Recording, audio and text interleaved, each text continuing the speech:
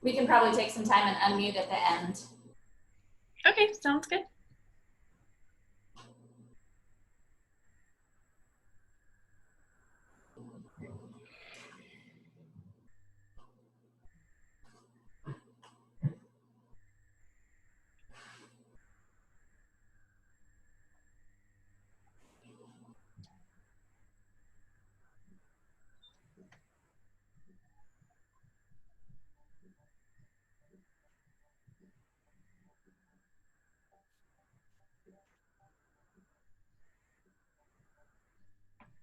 Whenever you want to get started, I think we're good to go. Okay, very good. Well, again, thank you guys very much for having me. We will be taking some breaks periodically to address any questions, make any clarifications on the material that I'll be presenting. And then, of course, at the end, time just to ask any general questions that you may have. We'll go ahead and unmute at that time. So, a little bit of background, the San Antonio Lighthouse has been on the south side of San Antonio since 1933. And we are made up of two parts to our company. We have our plants, and our plants manufacture items for the military like garments, as well as office supplies.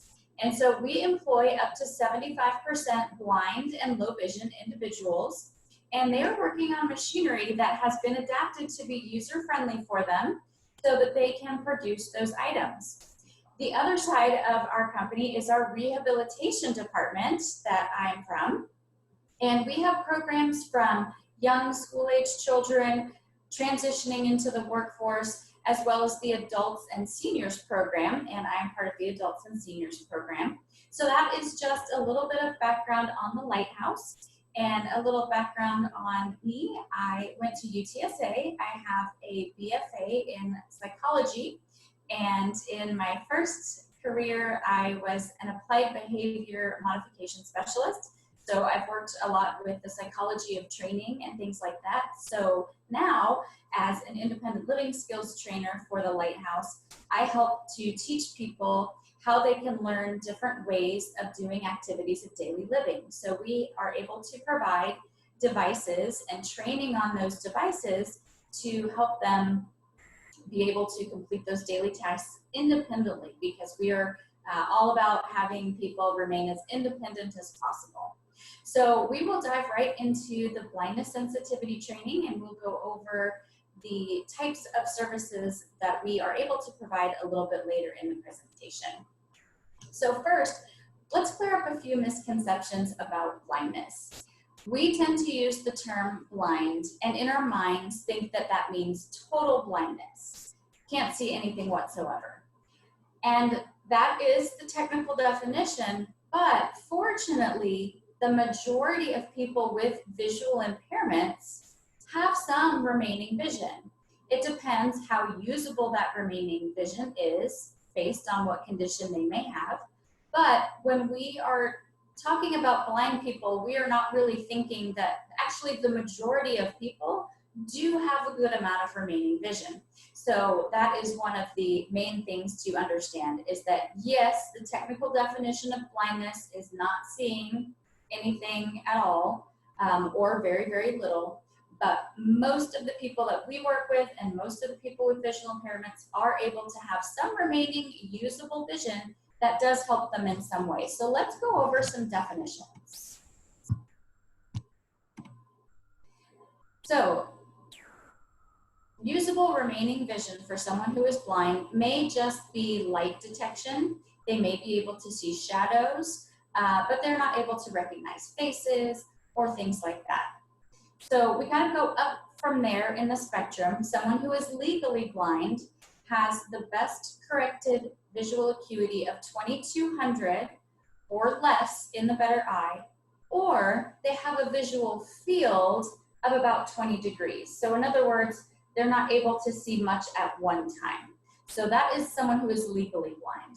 They do generally have some type of remaining vision above and beyond just being able to see light and shadow, and it's going to depend not only on the condition, but things that come with that condition, and we'll get more into that here in just a moment.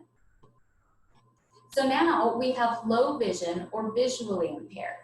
So the best corrected acuity between 2070 to 2200, again in that better eye, or a field of vision of less than 30 degrees. So a little bit more they are able to see at one time.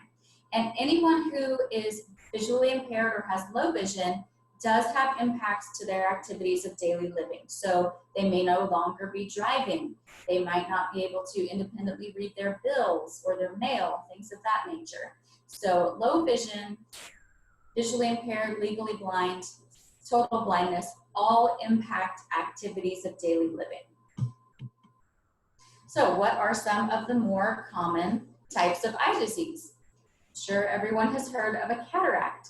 Now, in all of these eye diseases, the big takeaway is that they are not static. So if someone has a cataract, that doesn't mean that their vision is always the same, and it doesn't mean that everybody that has cataracts sees the same thing. So in the case of a cataract, that is an overall haziness to your vision. So if you look at that picture on the right, you can still tell that there are children, they're holding balls, there's a fence, but just the detail's a little bit fuzzy.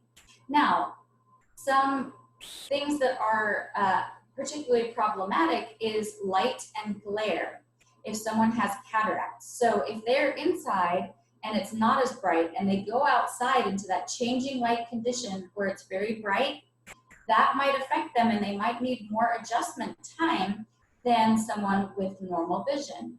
So when I say that the conditions, even though this individual has cataracts, their vision can change based on light conditions. Colors will also seem faded to them. They often have poor night vision, sometimes double vision. But usually glare is one of the biggest issues with a cataract. Macular degeneration is generally age-related. You might have heard it referred to as AMD, or age-related macular degeneration. So in the case of macular degeneration, the central portion of the vision is what is affected. So if you look at the picture on the right, you can see kind of a splotch right in the middle. That takes away someone's ability to see those faces directly. So what you might see for someone who has macular degeneration is they're holding their head at a different angle because they're trying to use that unaffected peripheral vision to see the faces or to put what they want to focus on into their remaining usable vision, which in the case of macular is that peripheral vision. There is also a condition that is a degeneration of that macula, the central portion of the vision, that has an earlier onset, and that is called Stargardt's disease. So it's very much the same condition, but it's just an earlier onset that can come on usually in young adult ages all the way through middle age. Macular that's age-related tends to be about 50 years of age and up is when it starts to become noticeable. Sometimes it may not be until someone is 80 years old. One thing that underscores the importance of having regular checkups is with a lot of these conditions, a doctor doing their testing on the eyes is able to detect some changes even before the patient is able to notice them. And in some cases, can prescribe supplements or different things of that nature to help delay the onset of the progression of the disease. And macular degeneration is one of those cases. Now, I am not an eye doctor at all. I have no medical training. But in the case of macular degeneration, there is something that occurs prior to the main breakdown of that central vision, and it is called drusen bodies. And they are able to be detected by your doctor on an examination, and the patient won't know or won't see those yet. So in the case of macular degeneration, if a physician or an eye doctor sees those drusen bodies, then they may very well, it's all person, individual specific, but they may very well prescribe a supplement known as the AREDS supplements, Preservision, things of that nature, and that might be able to help delay the onset of that condition. So very, very important to get your eyes checked regularly, even if you're not having any issues, because you definitely want to be able to catch something early so that you can employ whatever might be available, like supplementation or whatever else your doctor might be able to suggest, depending on the condition.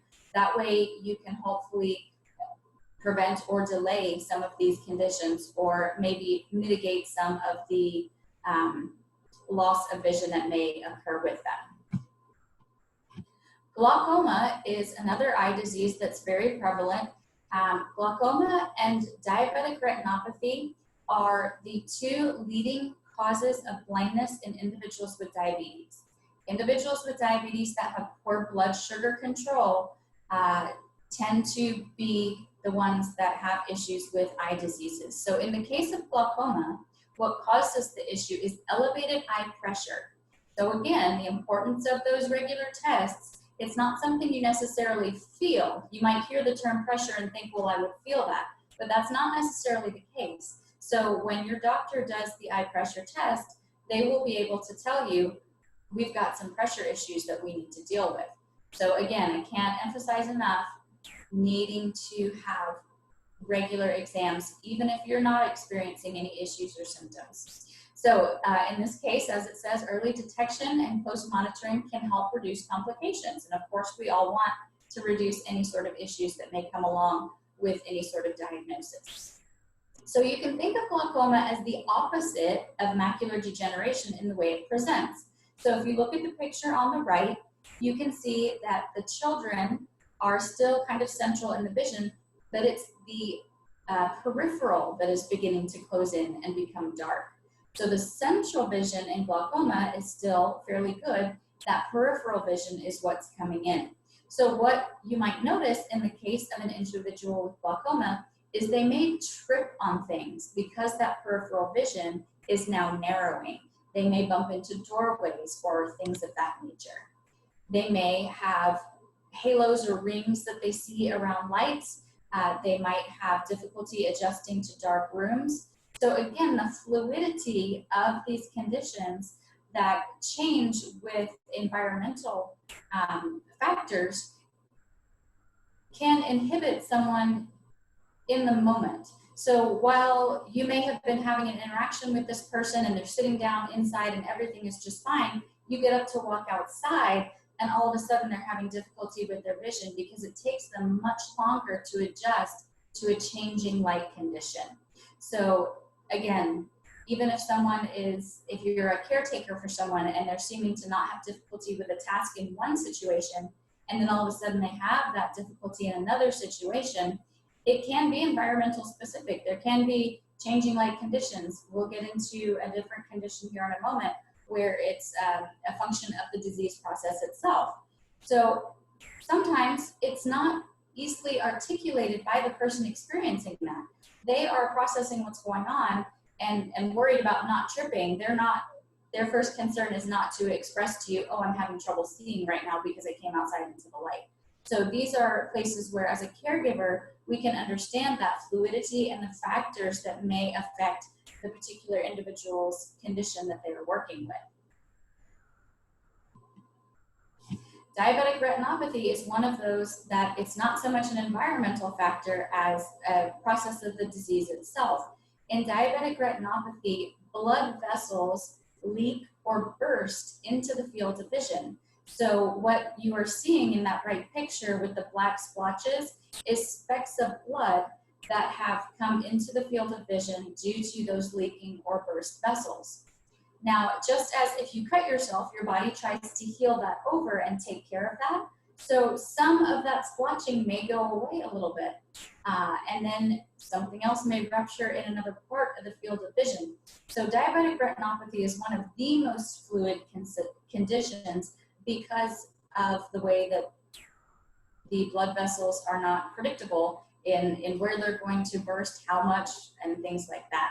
So diabetic retinopathy often has no warning signs. Sometimes there can be some blurring of vision, but the difficulty with the diabetic retinopathy is it's far less predictable in that it's not the central vision, it's not the peripheral vision, it's anywhere in the vision. Retinitis pigmentosa is another disease that is generally onset later in life, usually around the 40s, but it can be onset in young children, so 8 as young as 8 years old, even as young as 2 and 3 years of age. But generally it is a later onset. And in retinitis pigmentosa, it is a congenital degeneration of the retina that just really has the vision closed in and often will result in total blindness. So even though in that picture on the right there is some central vision left, that's just that particular point of the disease for that individual. Very often they do result in, if not total blindness, then only being able to see light or shadows, very little usable remaining vision in this particular case. It can start with night blindness. Also, colors just seem to really fade in the early stages of retinitis pigmentosa. And so this is definitely a condition that if you are diagnosed with, you really want to start learning as much as you can about things like using white canes, maybe Braille, the assistive technology. Learning all of that while you still have some remaining usable vision will be very, very helpful. So let's take a quick break here since we've gone over some of those vision definitions. And if anybody has any questions that they want to put in the chat or anything that they would like to share in the chat, we will give you a moment or two to do that. While you're typing in your question, another thing about the macular degeneration is in some cases, people are prescribed injections into their eye monthly. So when they get this injection, they might experience an improvement in their vision for a week or so. And then as it gets closer and closer to time to needing that next injection, their vision is declining. So as a caregiver for this individual, you're going to be dealing with a little bit of a roller coaster of the vision change because they are going to be benefited by that injection and then it's going to start to wear off. So it may seem frustrating as a caregiver, you know, someone is able to do certain things at certain times and you might feel like, you know, they're kind of being selective about what they're needing assistance with, but it's not always the case. Sometimes it really is just a factor of their disease and the process. So I don't see any questions coming in, so we will go ahead and move on to our next section. When meeting a blind person, speak to them directly, use a normal tone unless you've been informed that they also have a hearing issue, which in older adults can often be the case. The eye conditions can also be accompanied by hearing loss as people age. But generally, if you're meeting someone blind, just speak to them normally as you would. Don't be too concerned with using the words blind and see.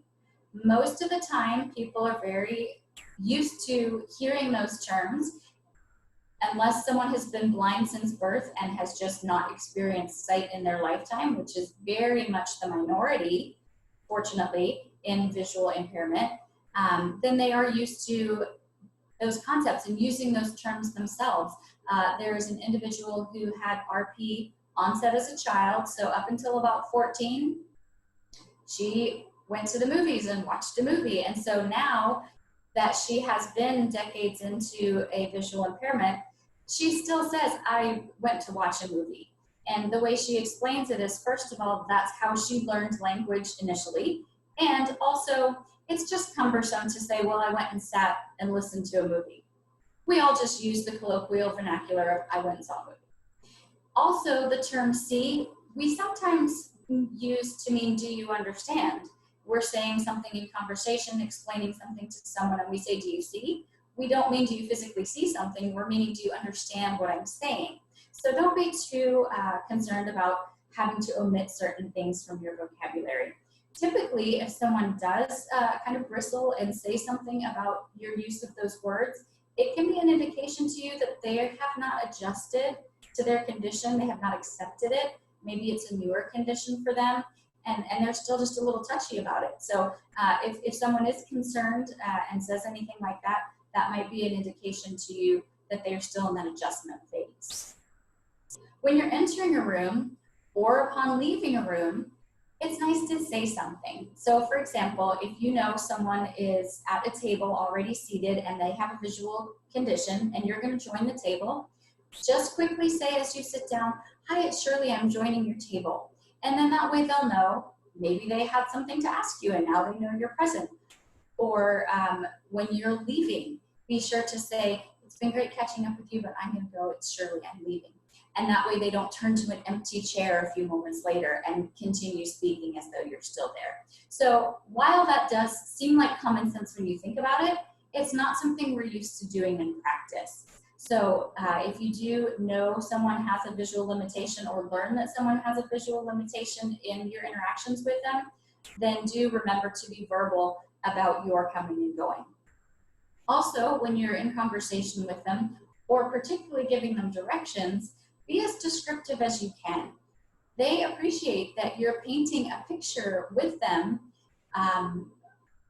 as far as maybe what's in the room with them. If you are attending a conference and it's a new location for both of you, you might say to them, oh, it's a very nice conference room. They have decorated it very nicely. You might tell them the colors that are decorated, let them know the exit doors are behind us to go down the hall to facilities, or there's a buffet table in the front right corner of the room. So as much description as you can share with them, that would be appreciated. So we'll go on to sighted guide. So there are different ways to assist someone with a visual limitation with their mobility. Now, some people may be very versed in using a white cane, and we'll get to white canes in a moment, but other people may prefer to still have a sighted person guide them around, hence the term sighted guide.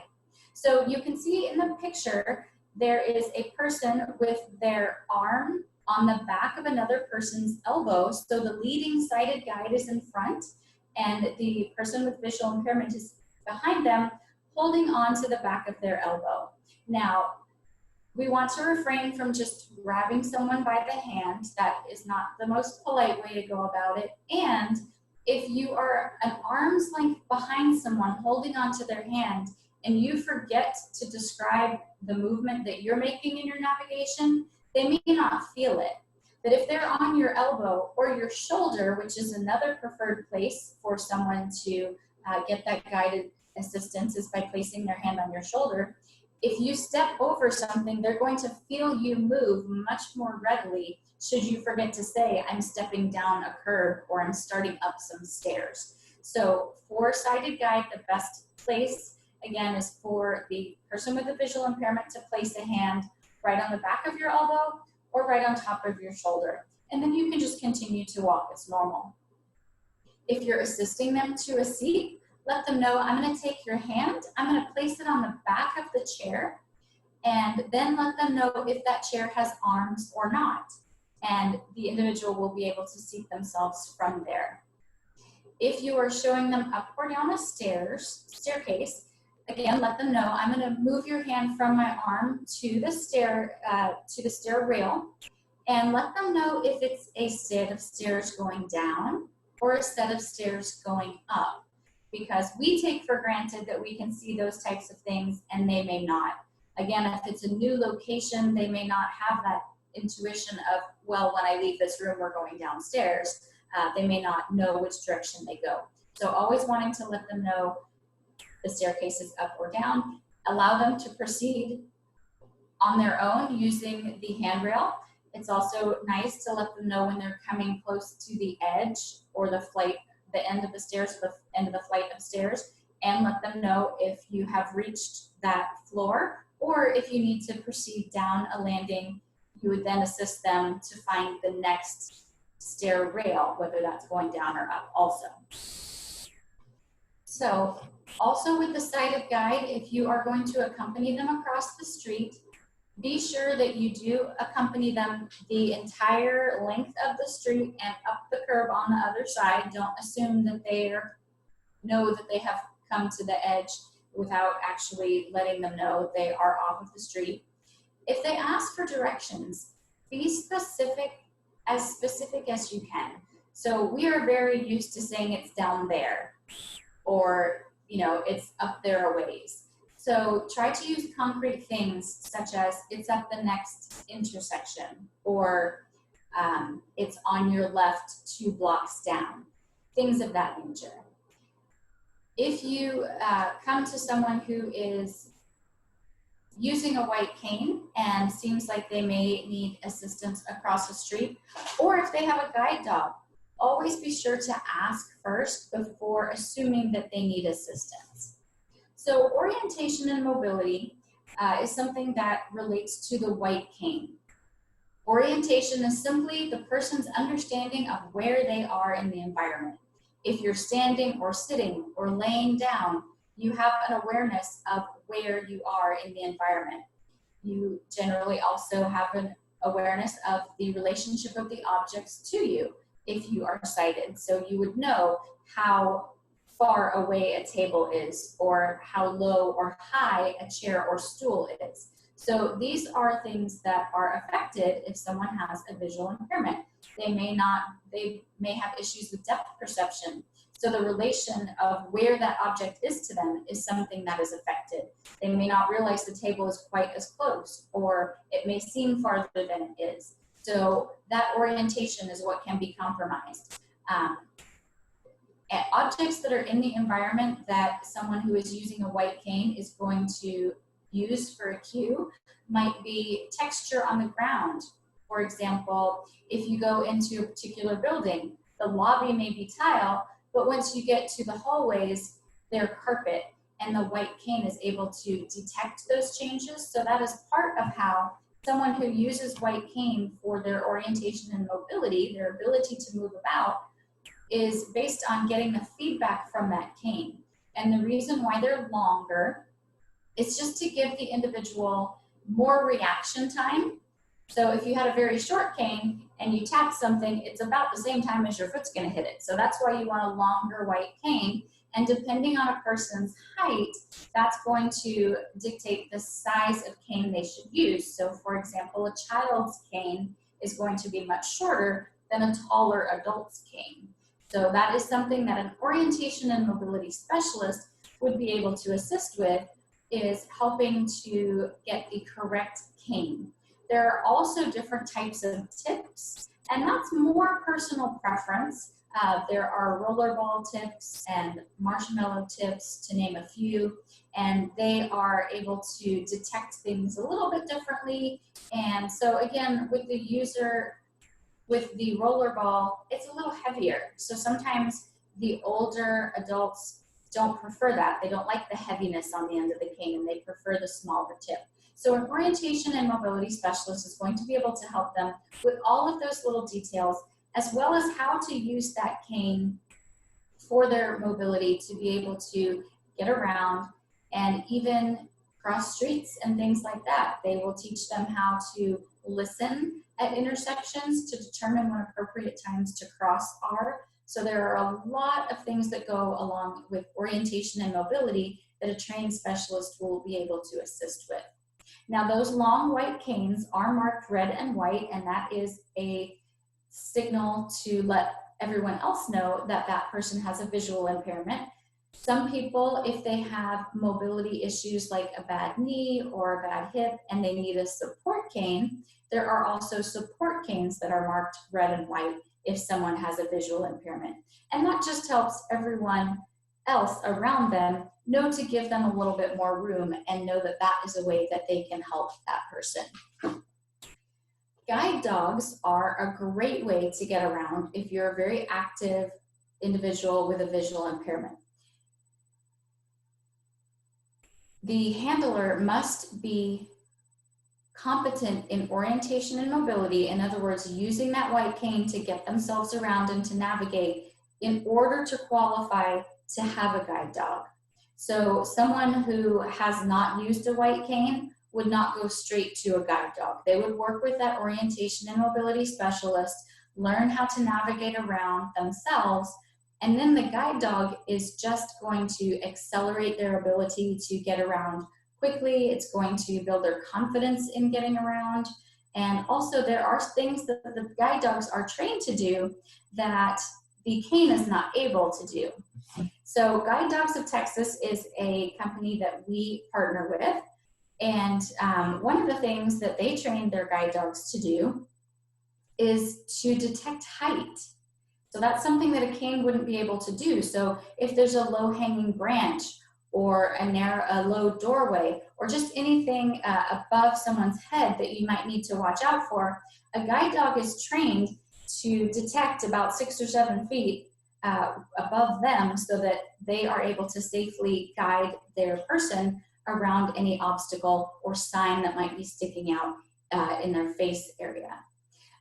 Guide dogs, there are some guidelines that come along with having a guide dog and with being around a guide dog that a lot of people may not be familiar with. So I wanted to take this opportunity to share some of those things about guide dogs.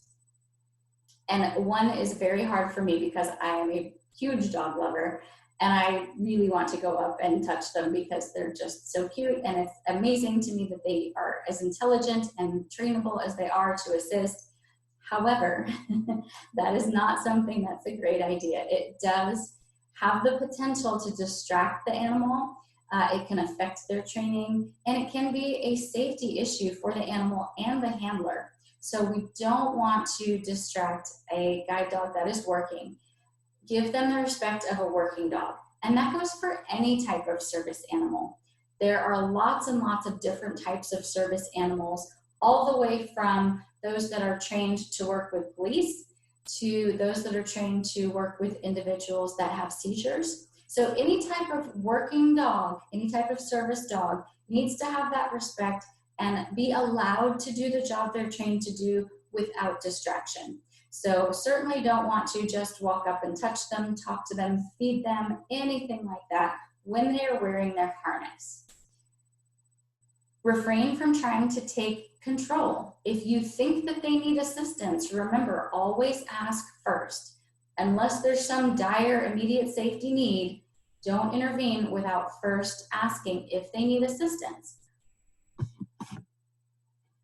When you are walking with someone with a guide dog, you want to be sure to walk on the right side, on the person's side.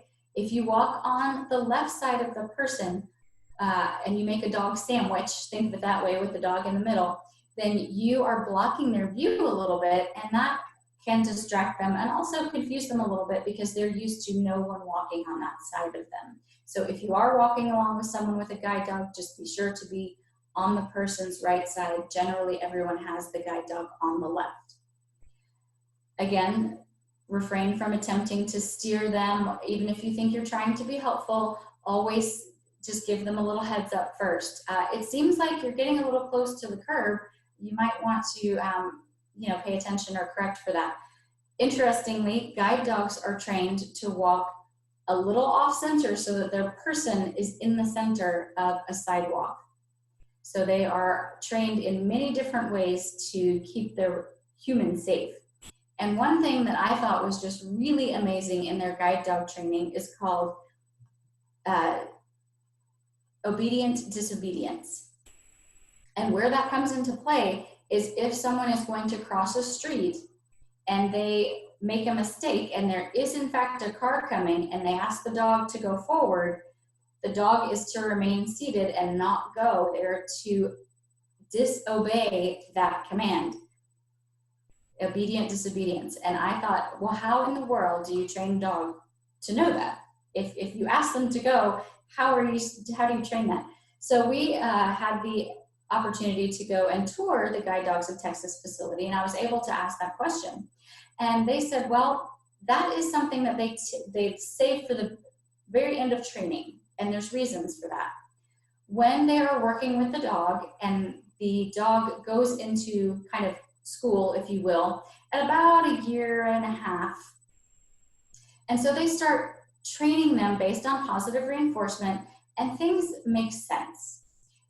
They teach them to go around obstacles. It's very logical to them. They get reinforced for that. It's very linear. And then after they've built that relationship and that trust, and they've gotten that routine of things making sense, that's when they throw in the curveball of now something's going to happen that you're not expecting. And I'm going to ask you to go when you can tell it's not appropriate to do so. And the trainer told us that very often the guide dog will give them a very confused body posture. They'll look up and they'll, their ears will go up and they just look confused. because they have now spun that training and it doesn't make sense. So they use the training and the relationship that they have built during all that time to teach that behavior right at the end. And I just really thought that was fascinating. One last thing about guide dogs. Also, you don't want to open any doors and allow them out unleashed or unsupervised at any time. So before we move on to the tips, does anybody have any questions about the orientation and mobility, the sighted guide, guide dogs, anything of that nature?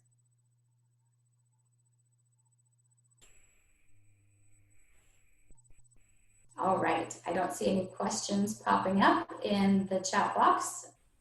So we will move on. I'm glad you guys are enjoying the information and finding it informative. That's excellent. So some home tips. We have this slide in for really speaking to the caregivers or providers that are going into the home to provide the training. It's, again, seems very logical to put items back where you find them, but it is extremely important for people with visual impairments because they are going to be using their tactile sense much more often. They are going to be feeling the edge of a countertop, for example, because they know that's where they keep their keys, right at the edge there in a certain place. And if you've moved them just a little bit, that creates a very frustrating situation for them. So even though we all try to be in a habit of being neat and organized, I would hope, and put things back where they go, just understand how much more vitally important it is for someone who has a visual impairment and to put it not just in the vicinity of where it should be, but exactly where it should be. In this situation that we are in with the pandemic, if you are working as a provider and you're entering someone's home, verbalize that you're wearing a mask. Someone with a visual limitation may not be able to see that. They may wonder what is distorted looking on your face, or if it's a color that blends in with your face or your skin tone in general, they may not be able to tell that you're wearing it. So very helpful to them to verbalize, I do have my mask on. Let them know the different protocols that you have put in place. Again, lots of providers are now making temperature checks mandatory every day and wearing gloves, washing their hands. So again, verbalize, these are the procedures that we are following. I did have my temperature taken today. It was normal. I am wearing gloves right now, or I have just washed my hands. The company that you work for may have sent out an email and the caregivers may well have gotten that information, but the individual that you're working with may not know that. So always, again, verbalize as many details as you can when you're working with someone who has a visual limitation. So the services that we are able to provide, we are a nonprofit, so we are grant and donation funded. We are able to provide our services free of charge. Now, our slide does say in-home for several of these services, but now we are providing them virtually or over the phone. So our first service is our independent living skills training. And I mentioned this a little bit at the beginning of the program, where we are able to provide devices to assist people with activities of daily living. So the first thing that we're going to do when someone is referred to us or refers themselves to us is call them and do a phone assessment. So we're going to go through all of those activities of daily living. How are you managing finances? Are you able to read your bills? Do you have difficulty there? How about managing your medications? What are you doing for recreation? All of these different things. So we're going to run through that assessment process. It generally takes about 30 minutes or so. And that's going to give us an idea of the types of devices that would be appropriate for that person. And usually we would bring them to the home visit. Now we're mailing them out, and when the person receives them is when we provide the training either through Zoom or FaceTime or even just a phone call. And we will provide the training on how to use those devices. So for example, one of our very popular devices is a talking keychain, and it tells the time. It's a talking timepiece. A lot of times people aren't able to see the small print on a watch, or maybe their distance vision isn't good and seeing clocks on a wall when they're out places is not something that they're able to do. So we have a very small device. There is a raised rubber button on the front, so it's easy to locate tactily, and they can simply press that button and the device will speak the time out loud for them. So that is an example of one of the items that we're able to provide during our training. Orientation and mobility, like we discussed, we partner with licensed orientation and mobility trainers that will go either to someone's home when we're able to again, or speak with them over the phone about how to use the white cane, how to keep them safe from falling, and increase their independence, because as they get more comfortable and more confident in using the cane to get the feedback for navigating around, going down a sidewalk, finding the curb, and things of that nature, it's going to increase their independence. And again, increasing independence and keeping people safe in the case of orientation and mobility, safe from falls, is something that we are very focused on. We also provide counseling. Again, if someone is new to the condition, they are going to go through that phase of adjustment. And just like with any sort of adjustment, it's going to be a little fluid. You might go forward and then you might go back a little bit. So a counselor is going to be able to provide coping skills and strategies to help you go forward and to continue to move forward in a positive manner. We also offer low vision clinic evaluations. There are low vision specialists that are versed in different eye conditions and different optics to be able to help individuals who are visually impaired. A lot of ophthalmologists are just trained in the basics of refraction with regard to eyeglasses, and they don't have that in-depth training with things like monoculars, lighted electronic magnification, and things of that nature. So just as lots of different medical specialties have different doctors that you would see, like an oncologist in the case of a cancer patient, a low vision specialist is someone that anyone with a visual impairment should visit above and beyond the regular eye doctor. The low vision specialist still wants you to be followed by your regular ophthalmologist, because your ophthalmologist is going to be more concerned with the health of your eye. They're going to be the one to provide medication, surgical options that may be available, and that side of the medication management. With regard to the different types of optics, that's where your low vision specialist is going to be most beneficial. They do some of the same testing as your regular eye doctor, but then they have a lot more in-depth testing. And a low vision evaluation generally takes about 2 hours. So if you've been to a normal eye doctor's appointment, you know that's much longer. And the clinic can provide different devices like those lighted electronic magnifiers and things of that nature to assist someone with that visual impairment. So again, as a nonprofit, we are able to provide these services free of charge.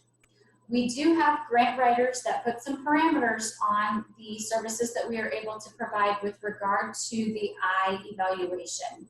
So if someone makes over $1,300 worth of individual income per month, not their household, just them individually, then we would ask that they run that through their insurance or speak to the clinic about private pay options, sliding scale options. So anyone who's making above that $1,300 mark, that's the way that we would manage the low vision referral. And then any devices, same thing, their insurance or private pay would cover that. If someone is below that $1,300 worth of individual monthly income, we are able to cover the cost of the eye exam from the low vision specialist, as well as up to $500 worth of devices that may be prescribed.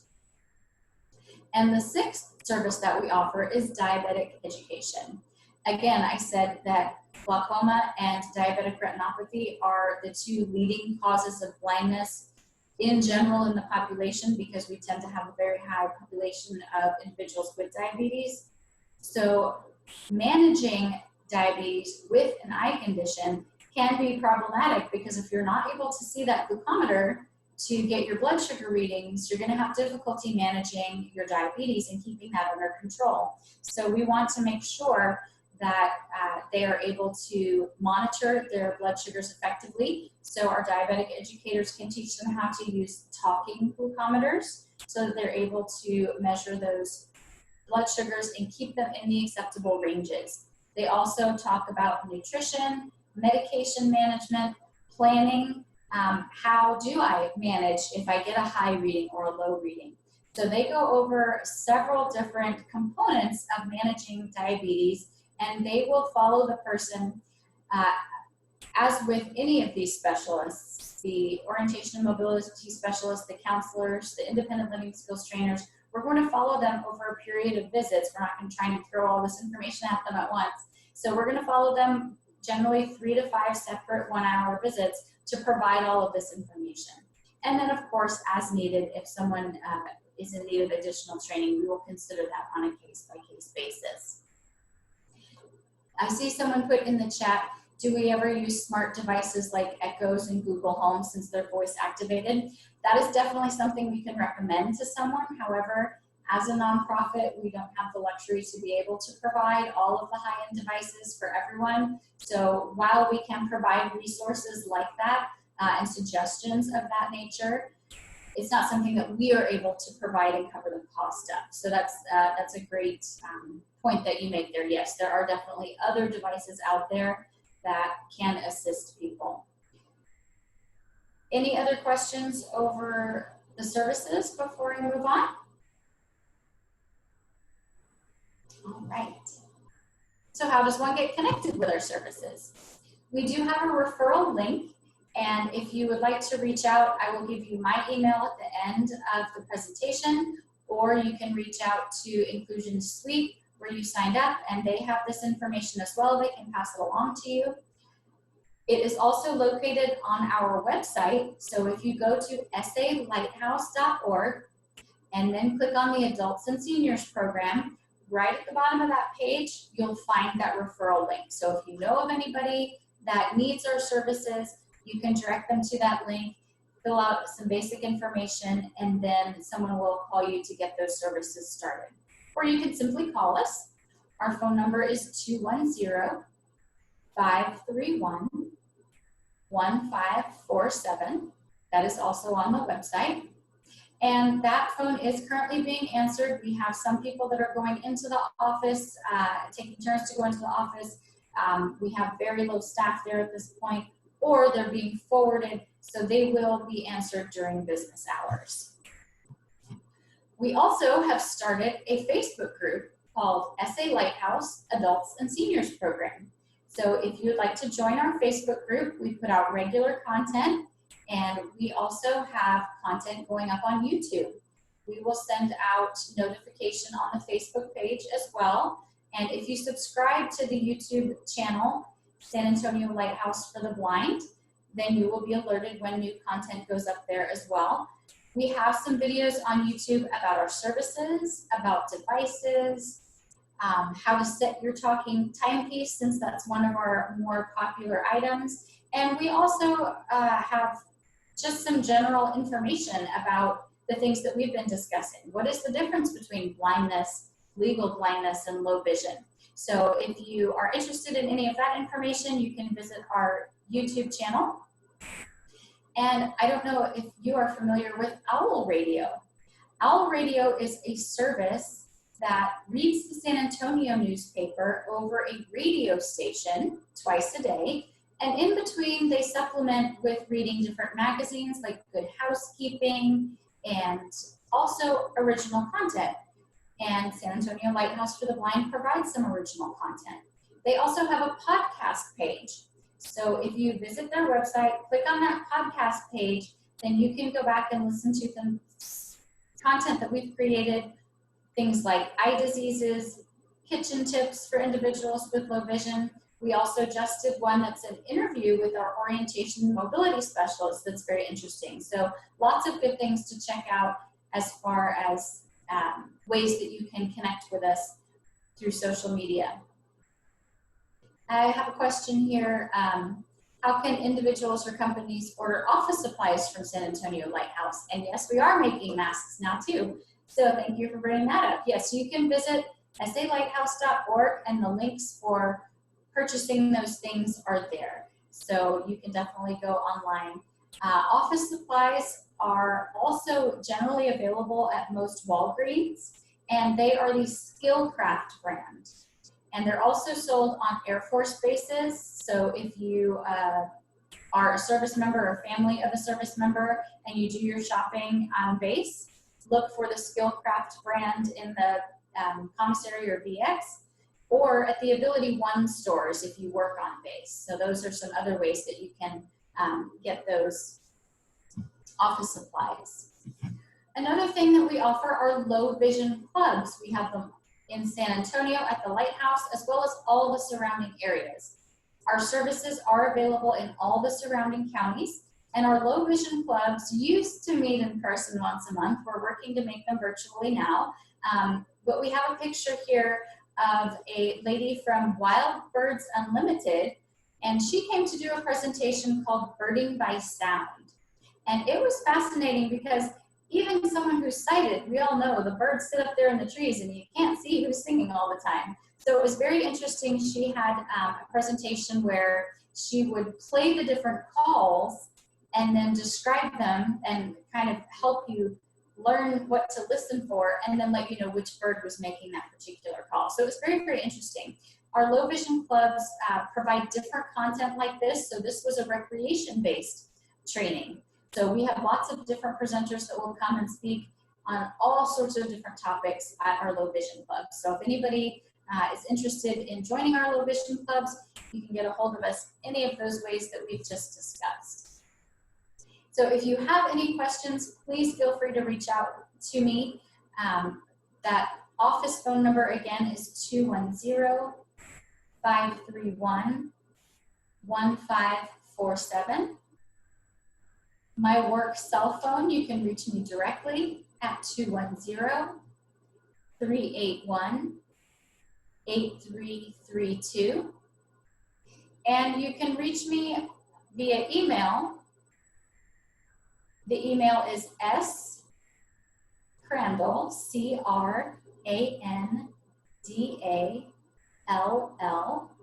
at salighthouse.org. Now, if anybody would like to unmute, I'd be happy to take some questions in the last few minutes that we have, or listen to any comments or concerns that anyone might have.